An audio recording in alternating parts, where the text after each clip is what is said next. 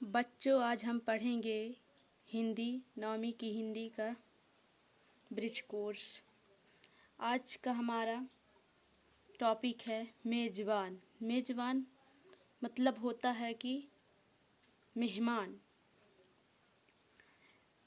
एक परिवार में पति पत्नी रह रहे थे। दोनों बड़े प्रेम से अपना जीवन बिता रहे थे।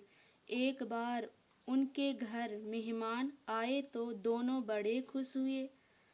पति ने कहा, इनका स्वागत करो, बहुत दिनों बाद आए हैं, मेहमानों को जलपान कराओ। जब सांझ होने लगी तो मेहमान जाने लगे। तब पति पत्नी ने कहा, ऐसे कैसे जाओगे? हम बिना रोटी खिलाए आपको जाने नहीं देंगे। मेहमान बड़े खास थे। उनके लिए एक से एक पकवान बने। उन्हें भोजन में पापड़ ज़्यादा पसंद था। थाली परोसने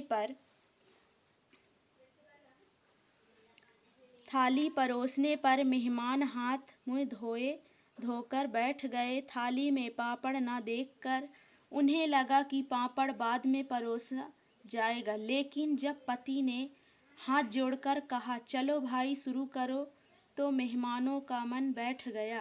पापड़ की थाली चौके में रखी दिखाई दे रही थी, लेकिन वे शर्म के मारे कुछ नहीं बोले। पत्नी गरम गरम रोटी बनाने लगी। मेहमान भोजन करने लगे, लेकिन ले देकर उनका ध्यान पापड़ पर ही चला जाता। चूल्हे के पास सीके पापड़ रखे हुए दिखाई दे रहे थे। मेहमान ने बड़ी रुचि के साथ सभी चीज़ें खाई, भुजिया, बर्फी, लड्डू, खीर, पूरी, लेकिन उनका ध्यान ले देकर पापड़ पर ही था।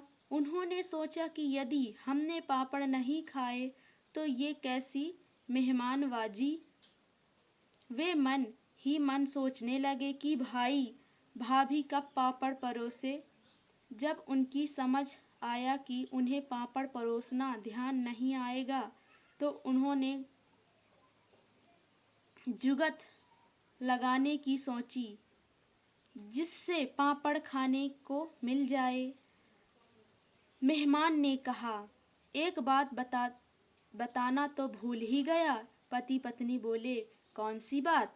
मेहमान बोले, बहुत जरूरी बात। कल तो भगवान ने ही मुझे बचाया। यदि भगवान मेरी रक्षा नहीं करते तो मैं तो मर जाता और आज का भोजन करने को नहीं मिलता। मैं तो कल ही खत्म हो जाता। मैं बड़े मजे से जा रहा था, इतने में सरसराते हुए काला नाग आ गया। क्या बताऊं भाई कि इतना लंबा सांप था, यहाँ से लेकर वहाँ तक जहाँ वो पापड़ रखे हैं। इशारा करते ही पति पत्नी एक साथ बोले, अरे हम तो पापड़ परोसना ही भूल गए।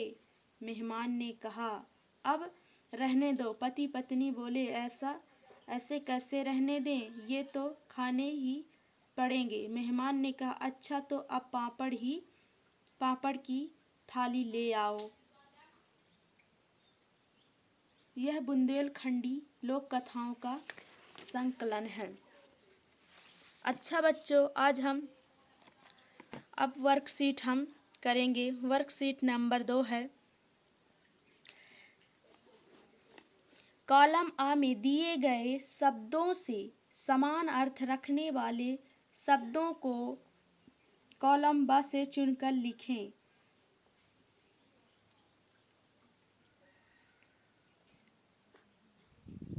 समान अर्थ मतलब हमको कॉलम आ से समान अर्थ और कॉलम बी को चुनकर इकट्ठा लिखना है।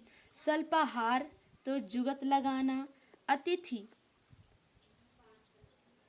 का है जलपान, व्यंजन का पकवान, मेहमानवाजी का है आतिथ्य, युक्ति भंडारा तह मेजबान। आतिथ्य करने वाला मेहमान होता है।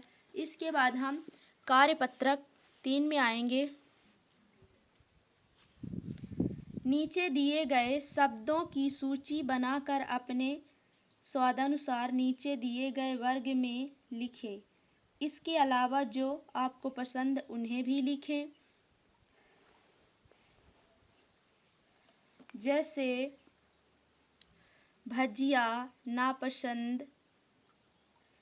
अब हमारी पसंद है भजिया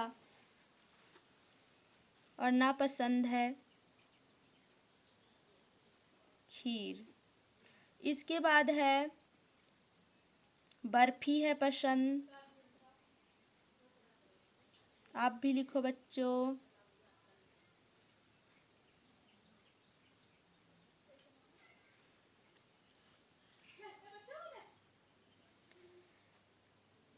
मीठा नमकीनी खट्टा। अच्छा बच्चों, पसंद में जो आपकी पसंद है वो लिख लो, जो आपकी नापसंद है वो लिख लो। मालपुआ नापसंद खीर, पसंद बर्फी, नापसंद लड्डू और पसंद पपीता, नापसंद केला, पसंद में गुलाब जामुन, नापसंद में लड्डू। इसी तरह नमकीनी में हम लिख सकते हैं पसंद में भजिया, नापसंद में पूरी, पसंद में पापड़, नापसंद में सेब।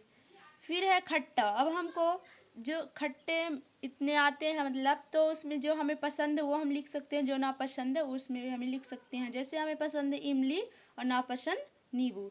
इस तरह से अब हम अगले नंबर पे चलेंगे। दिए गए संज्ञा शब्दों का प्रयोग वाक्यों में प्रयोग करें। मेहमान, मेहमान का हमें वाक्य में प्रयोग करना है। मेहमान ने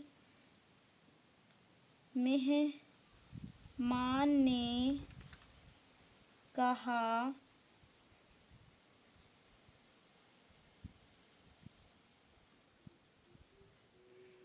एक बात बताना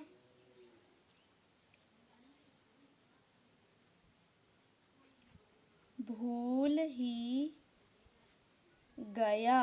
मेहमान ने कहा एक बात बताना भूल ही गया। फिर है पापड़। अब हमें पापड़ को वाक्य में प्रयोग करना है।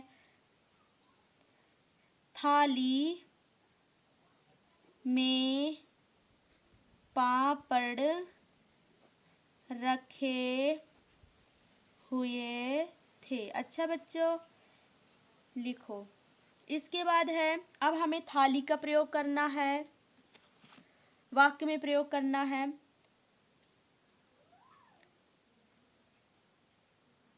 थाली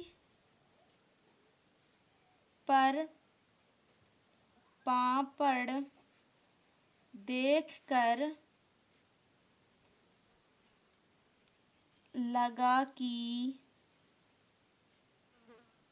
पापड़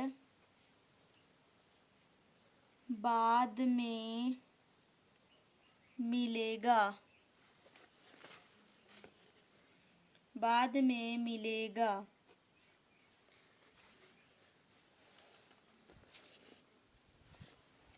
अब है हम वाक्य में प्रयोग करेंगे पत्नी। तो मोहन की पत्नी सुंदर है। फिर भोजन।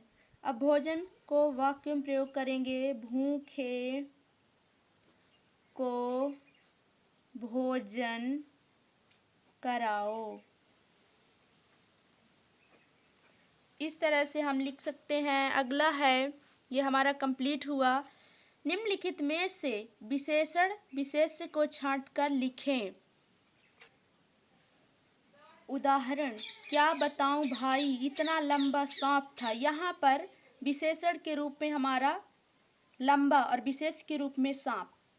तो किसकी विशेषता बताई जा रही है? सांप की विशेषता बताई जा रही है कि सांप कैसा था, लंबा था। इसके बाद है सांप जहरीला था। सांप कैसा था, जहरीला था। मेहमान कैसे थे, खास थे। मेहमान की विशेषता बताई जा रही है कि मेहमान कैसे थे, खास थे। फिर पापड़ कैसे थे, करारे थे। कैसे थे, करारे, एकदम कड़े थे। फिर रोटी कैसी थी? गर्म गर्म बनी हुई थी।